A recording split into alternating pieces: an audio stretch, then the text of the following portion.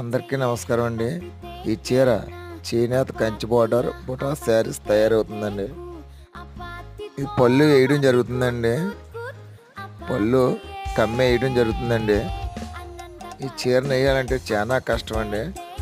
ఇది ఇంట్లో ప్రతి ఒక్కరికి కూడా పనేనండి. ఎంతసేపు కూడా నేత మీద ఉండాలని మన దృష్టి అంతా కూడా మన నేత మీద ఉండాలా. ఏమాత్రం దిక్కులు చూసినా చీర పాడవుద్దండి. ఈ చీర ఇలా తయారవ్వాలంటే ఎంతోమంది కార్మికులు కష్టపడితేనే కానీ ఈ చీర తయారవుతుందండి. ఇది కంచి బోర్డర్ బుటా శారీస్ తయారవుతుందండి.